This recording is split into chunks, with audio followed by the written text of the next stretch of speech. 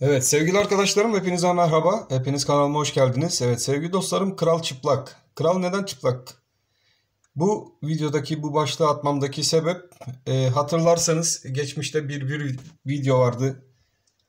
E, Bir reklam vardı. Bu reklam içerisinde kral vardı ve kral bir görünmezlik elbisesi giydiğini sanıp sokaklarda çıplak geziyordu. Tabii kralın korkusundan hiç kimse konuşamadığından bir şey söyleyemediğinden dolayı kimse krala bir şey diyemiyordu. Fakat bir tane çocuğun çıkıp "Aa kral çıplak" demesiyle bütün her şey bozulmuştu. Hatırlarsınız arkadaşlar bu reklamı. Konuya bu şekilde girdim çünkü şimdi bu videomuz içerisinde nereden bakarsanız bakın her şeyimiz çıplak. Ben de bu çıplaklığı bu video içerisinde dolar kuru, altın kuru ve piyasalarla ilgili analizi yaparken ben de artık kral çıplak demek istediğim için bu videoyu çektim. Evet sevgili dostlarım, kral çıplak dememdeki amaç, biliyorsunuz bugün Merkez Bankası gene çıktı konuştu ve dünyada, herhalde dünyanın hiçbir ülkesinde böyle bir şey yoktur. Merkez Bankası başkanının konuşmasıyla birlikte parası değer kaybeden başka bir ülke yoktur zannedersem. Gene Merkez Bankamız bugün çıktı. Yıl sonu enflasyon öngörüsünü %14'ten %18,4'e çekmiş oldu ve bununla birlikte piyasalar gene karıştı. Dolar TL kurunda 9.63-9.64 seviyesine kadar gene bir yukarı yönlü hareket meydana geldi. Dolar TL kurunda bizlerin özellikle söylemek istediğimiz, bazen diyoruz ki bunu lütfen kimse yanlış anlamasın ama siyasetçiler bu piyasaya karışmasa, müdahil olmasalar arkadaşlar, bence bu kur zaten aşağı yönlü yavaş yavaş kendini düzeltmeye başlamıştı. Gene bir müdahale ve bu müdahaleyle birlikte dolar TL kurunda gene yukarı yönlü bir sert dalgalanma yaşadık. Bu sert dalgalanmalar kur açısından kötü hareketler. Bizler için, ülkemiz için faydalı olabilecek hareket arkadaşlar bir stabilizasyon süresinin kurlarda yaşanmasıydı. Şu stokastik indikatörünü de bir kapatalım arkadaşlar. Daha rahat görelim. Evet, bir saniyenizi rica edeceğim. Evet. Şöyle daha büyük grafiğimizi açtığımız zaman çünkü anlatacağım konuyla ilgili burası önemli olacak. Evet, kurlarda stabil bir hareketin yaşanması her zaman için ve piyasalar açısından hem ihracatçı hem de ithalatçı açısından her zaman iyidir. Yani kurlardaki süreç şu şekilde dalgalanması lazım arkadaşlar. Bakın şu şekilde. Bu stabil bir durum ve normal gitmesi gereken bir kur aralığı. Bu şekilde bir kurlarda hareket, uzun süreli bir hareket ve bu hareketin gerekli görüldüğü takdirde biraz yukarı çıkmasına izin verilmesi ve gerekli görüldüğü takdirde biraz aşağıya yönlü gitmesi. Evet, biz bunlara stabil, yani kurda normal hareketlerin ülke bazında artık bazı şeylerin değiştiği, stabil bir kur sistemine geçildiği anlamını taşıyacak hareketler. Fakat bizler uzun zamandır kurlara baktığımız zaman bu türden hareketleri maalesef ki kurlar üzerinde göremiyoruz. Şimdi bu videomuzda sizlerle birlikte bazı olaylara da, bazı durumlara da, gündeme, son dakika haberlerine, altına, dolara, gümüşe, hepsine değineceğiz. Evet, şimdi videomuza geçmeden önce kanalımıza bir beğeni atarsanız ve kanalıma abone olmamış arkadaşların da kanalımıza abone olmaya davet ediyoruz sevgili dostlarım. Artık çünkü kanalımız yavaş yavaş büyüyor ve 50.000 sınırına doğru gelmiş durumdayız. Kanalımı takip eden, kanalıma beğeni atan arkadaşlarımın hepsine çok çok teşekkür ediyorum ve hepsinin de haklarını bana helal etmesini istiyorum. Benden yana hepinize hakkım helal olsun. Evet sevgili dostlarım, son videolarımızda 9.40-9.68 bölgesine sizlerle birlikte dikkat çekmiştik. Ve bir müddet burada dalgalanma olacağı yönünde beklentimiz vardı ve beklentimiz dahilinde 9.40 ve 9.63 seviyesine kadar bugün bir hareket gördük. Dalgalanma devam ediyor. 9.40 seviyesi dolar kurunda özellikle önemli bir seviye. Buradaki baraj seviyemiz 9.40. Bu da bugün itibariyle bizler için 9.45 seviyesine doğru EMA değeri olarak yükselmiş durumda.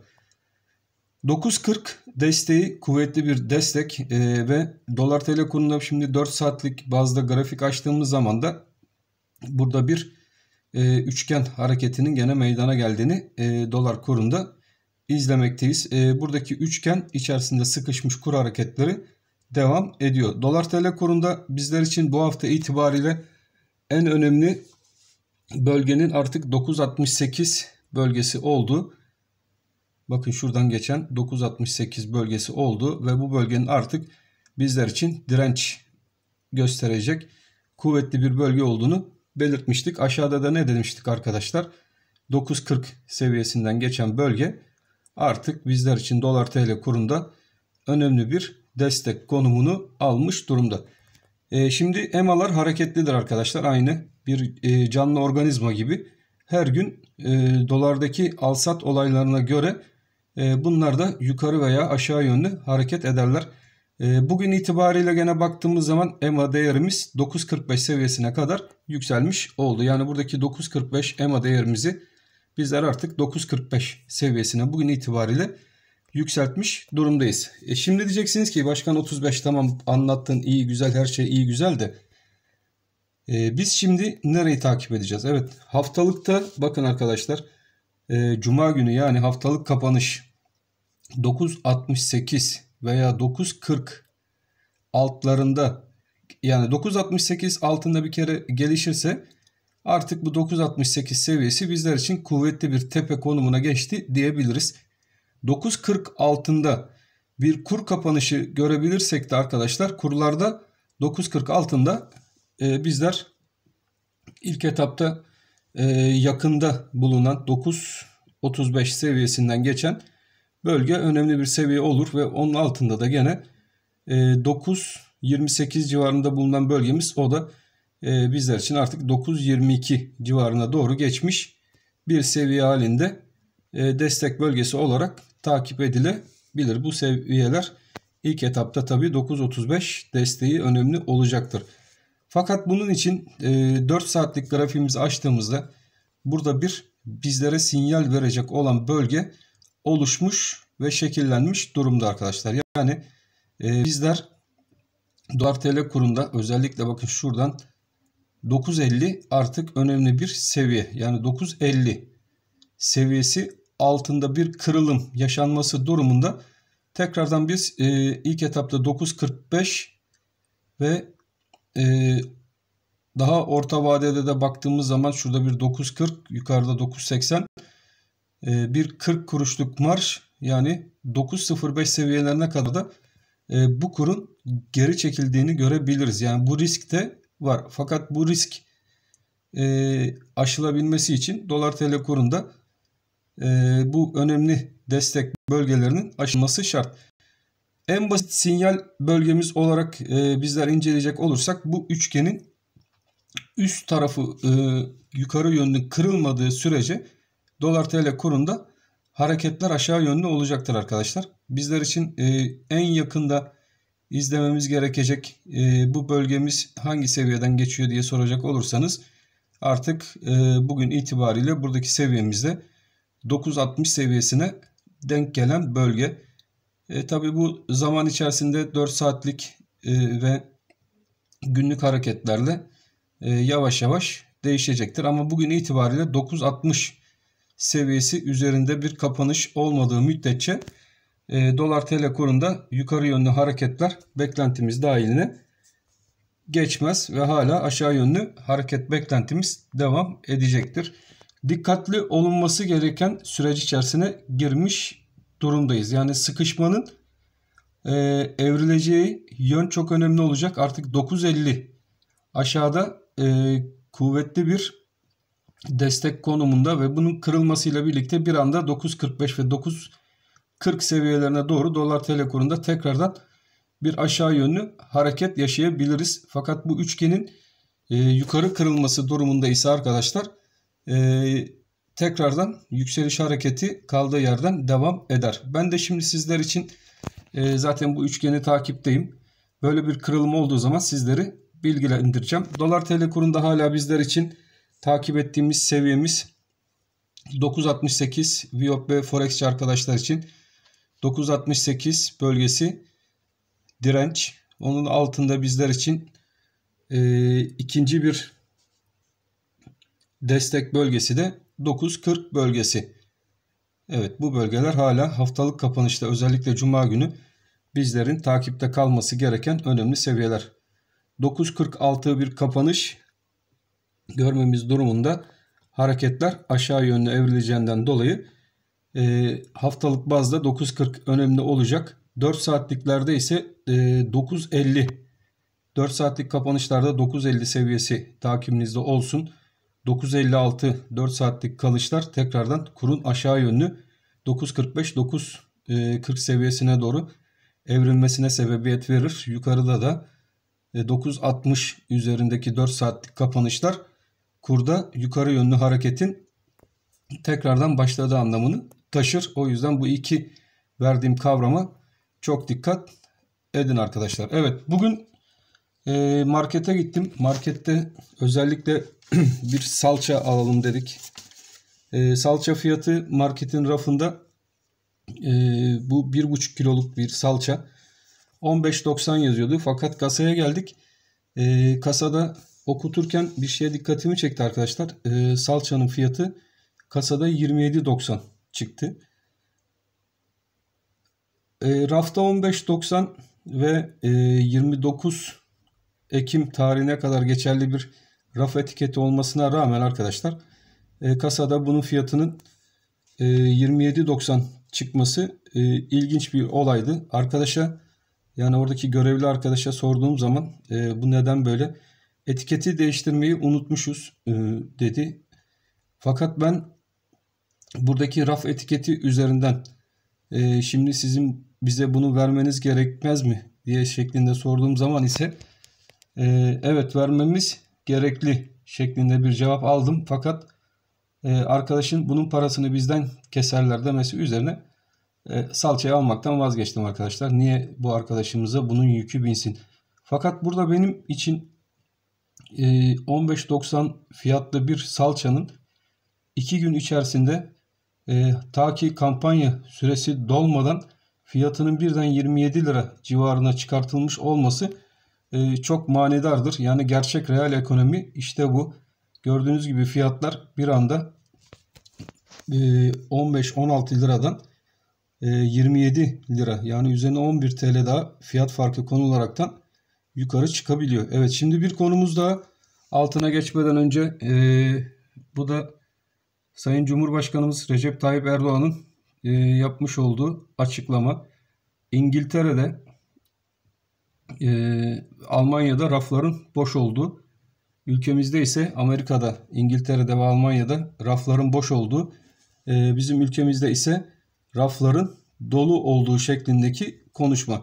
Şimdi bizi burada Avrupa'dan dinleyen birçok arkadaşımız var. Özellikle İngiltere'den, Almanya'dan, Fransa'dan yaşayan Türk arkadaşlarımız vardır. Benim ricam buradaki görüntünün, bu ülkelerdeki görüntünün rafların boş olup dolu olmadığıyla ilgili yorumların altına bizlere bununla ilgili bilgi vermesi. Bizde raflar dolu, fakat bizdeki raflara baktığımız zaman da raf fiyatlarından dolayı mı acaba bizdeki raflar dolu? Milletin alım gücünün azalmasından kaynaklı olarak mı bu raflar bizde dolu? Ben de bunu çok merak ediyorum. Avrupa'da yaşayan arkadaşlar da bizi bilgilendirirse beni çok memnun edecekler. Evet sevgili dostlarım, altına geçelim hemen. Altın tarafında da baktığımız zaman evet, burada da kral çıplak. Burada da bir çıplak kral Fed var. Fed Başkanı Powell var. Powell'ın yapmış olduğu varlık alımlarıyla ilgili açıklamalar maalesef ki altına da yani baskılanması yönünde, baskı altında kalması yönünde sürekli bir, altın biraz kafayı kaldırdığı zaman hemen Fed başkanları konuşmaya başlıyor ve altın tarafında bir durulma, bir manipülasyon sürecini tekrardan başlatıyorlar. Evet, altın burada üçgeni yukarıya kırmasına rağmen arkadaşlar bakın yukarı yönlü hareketlerine bir türlü ivme kazanamıyor. Normalde burada altının bu üçgen dışarısında kalması, günlük kapanışlar yapması demek altının 1900 dolar seyahatine başlaması anlamını taşır. Fakat bizler bakıyoruz 1790 üzerinde kapanışlar gelmesine rağmen altın burada bir türlü kendini yukarıya doğru ivmelendiremiyor. Bizler teknik olarak altına baktığımız zaman altının buradan sizler de görün üçgenin bakın kırıldığını günlükte baktığınız zaman ve normalde şuradaki alan kadar bu üçgen içerisindeki hareketin mum hareketlerini yukarı yönlü taşıyıp 1900 dolarlar seviyesine kadar burada altını yukarı doğru çekmesi lazım.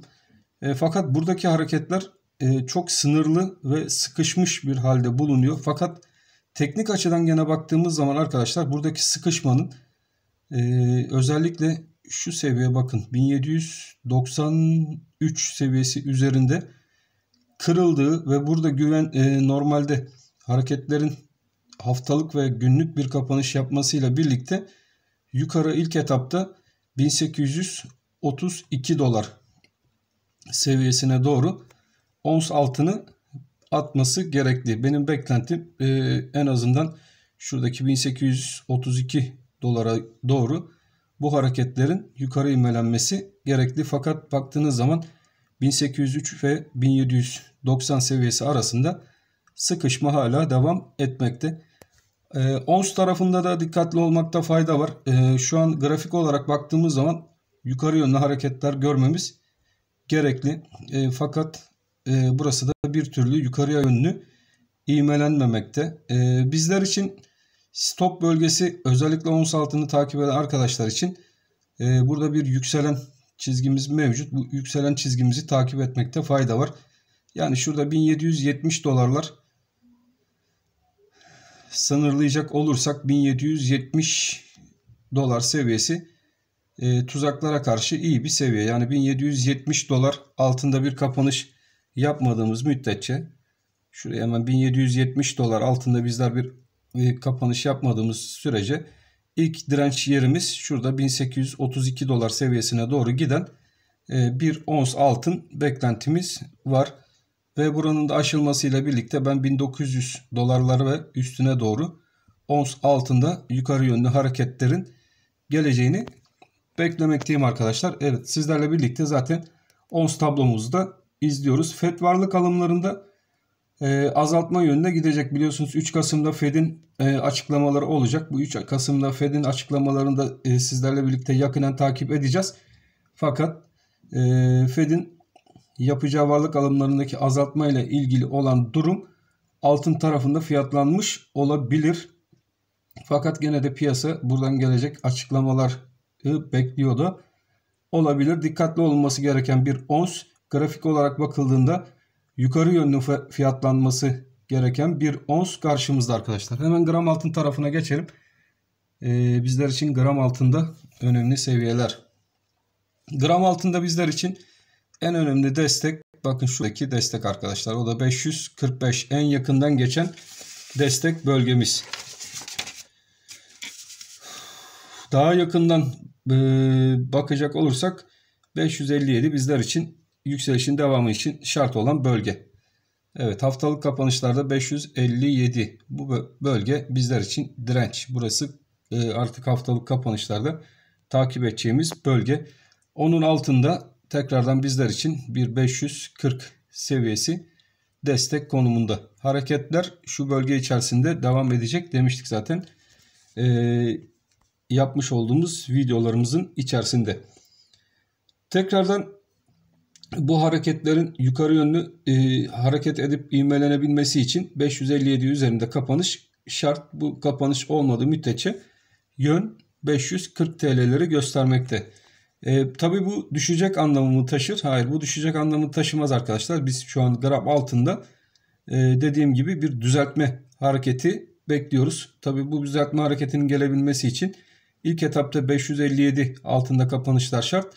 Ve 540 altında bu hareketler biraz daha aşağı yönlü sarkabilirse de 520 TL'ler civarında bu hareketlerin son bulması. 520 TL hareketimizin son bulmasını beklediğimiz alan ise tam şuradan geçen alan arkadaşlar. Bakın bu alan önemli. Artık benim için bu alan bir dip konumu şeklini almış alandır. Burada geçen kulbumuzun üst tarafı. Bu kulp mesafesi bizim hesabımıza göre 588 civarından zaten geçiyor. Buradaki fiyatlanma 588-520 bantları arasında gerçekleşecektir. Bu beklentimiz dahilinde. Gram altın takip eden arkadaşlar uzun vadeci ise 520 seviyesi kırılmadığı müddetçe gram altında özellikle satış yapmamakta fayda var. İlk etapta çünkü buranın hedefi artık 588 TL'ye gidecektir. Yeni alım yapacak arkadaşlar dediğim gibi 540 ve 520 seviyelerini kollamaları lazım. Veya 557 civarında, çünkü üstüne atabilirsek gene 568 bölgesinde bulunan tepemiz çalışmaya başlar. Onun için de 557 üzerinde kapanışlar görmesi gram altının şart. Bu kapanışlar gelmediği sürece de gram altında 540-557 aralığı çalışır demiştik arkadaşlar. Sizlerle birlikte yakinen bu seviyeleri ben de takipteyim. EMA değerimiz de gene 540'lardan geçiyor. 540 seviyesinden. Evet, bu 540 seviyesi bizler için önemli bir seviye. Bakalım bu 540 seviyesi gram altında da geçen zamanlar dahilinde çalışmasına devam edecek mi? Hep birlikte bunu sizlerle birlikte izlemeye devam edeceğiz arkadaşlar. Daha uzun vadede zaten gram altın takip edenler bilir. Buradaki bir oluşumumuz var. Buradaki oluşumun hedefi de önceki gram altın videolarımı izlerseniz bunun zaten hedefini uzun vadede önceki videolarımızda anlattık. Evet, gümüş tarafına hemen geçelim. Gümüş bekleyen arkadaşlarımız var. Gümüş, evet, gümüşte bir toba oluşumu mevcut. Gümüşte benim beklentim zaten yukarı hala devam etmekte arkadaşlar. Özellikle şu bölge bir toba oluşumu yapmak isteyen bir gümüş ons var. Bunun da alt tarafındaki önemli destek bölgesi 23-78 bölgesinden geçen destek bölgesi. Burası da gene tobonun bir sol omuzu ve şurada bir sağ omuz yapmak isteyen gümüş ons mevcut. Gümüş onsunda kopacağı bölge tam bu bölge arkadaşlar. 24.98. Bu 24.98 üzerine de kendini atabilir isek, evet, buradan geçen 24.98 bizler için gümüşte kırılması gereken bir bölge. Daha yukarılara atabilmemiz için aşağıda ne dedik arkadaşlar? Biz de burada 23.78 ana destek bölgemiz. Bu destek bölgesi üzerinde gümüşün kalması demek yukarı yönlü hareketlerin ilk etapta 24.98 yani 25 dolarlar civarında doğru giden bir gümüş ons. Peki buradaki hedef ne olabilir? Burada 21.50 ve 24.98 3 puanlık bir bölge, 27 yani 28.40 civarlarına doğru buradaki onsunda hedefi mevcut arkadaşlar. Evet, bakın burada bir toba, bence bir toba hareketi yapacaktır. Evet, şurada bir toba hareketi yapacak. Bu tabloyu çok iyi izlesin gümüştekiler. 24.98 yukarı yönlü kırılmasıyla birlikte de arkadaşlar bizler gümüşte tekrardan 28 dolarlar civarına doğru giden bir hareketin başlayacağını izleyeceğiz. Burası 23.78. Evet, bunun üzerinde kalındıkça yukarıda kırılması gereken önemli direnç 24.98 ve üzerinde 28 dolarlara doğru giden bir gümüş ons izleyeceğiz. Benim düşüncem ve görüşüm bu yönde. Gümüşteki arkadaşlar bu verdiğim seviyeleri takipte kalsınlar. Gümüş gram. Evet, gümüş gramda bizler için 7.13 seviyesi önemli bir destek dedik arkadaşlar ve 7.13 desteği şu an itibariyle iyi çalışmakta. Buradaki aralıkta 7.49 7.53'tü. Buradaki aralığımız satışlardan gelen baskı sonucu 7.49'a kadar çekilmiş durumda. Tekrardan bu hareketin yani gümüş onsta anlattığımız hareketin doların da destek vermesiyle birlikte önümüzdeki haftalar içerisinde 7.49 üzerinde, ben 7.13 altında gramın pek hareket edeceğini düşünmüyorum arkadaşlar. O yüzden 7.13 seviyesi benim için önemli. Gümüş gram takip eden arkadaşlar için. Buradan tekrardan bir hareket 7.49 üzerinde haftalık kapanışların gelmesiyle birlikte ilk etapta 7.71 seviyesine doğru giden bir gümüş gramı bizlere izletebilir arkadaşlar. Yakın zaman içerisinde 7.13-7.71 bantı gümüşün gramında da izlenmesi gereken önemli bir bant aralığı olarak durmakta. Sizler de bu bant aralığını sıkı bir şekilde takip edebilirsiniz. Uzunda zaten beklentilerimiz önceki videolarımızda açıkladığımız gibi bu beklentilerimizde de herhangi bir değişiklik olmuş değil arkadaşlar. Bu da yakinen takip ettiğimiz bant aralığı ve buradaki kopuşun da 30 dolarlarda yukarı yönlü 45-50 dolarlar civarına doğru gümüşün onsunu taşıyacağı beklentimiz devam ediyor. Evet sevgili dostlarım, bu videomuzda piyasalara genel olarak bir baktık. Kapalı çarşıda da gene altın fiyatlarında oynaklıklar devam ediyor. Kapalı çarşı altın piyasasını takip eden arkadaşlarımız da vardır. Ben de yakinen o piyasayı da takip ediyorum. Sizlerin de kapalı çarşı özellikle fiyatlarını takip etmenizde altıncıların fayda var. Bu hatırlatmamızı da yapalım. Evet, ben hepinizi çok seviyorum. Kanalıma beğeni atmayı ve kanalıma abone olmuş arkadaşları mutlaka kanalıma abone olmaya davet ediyorum. Allah'a emanet olun. Hoşça kalın arkadaşlar.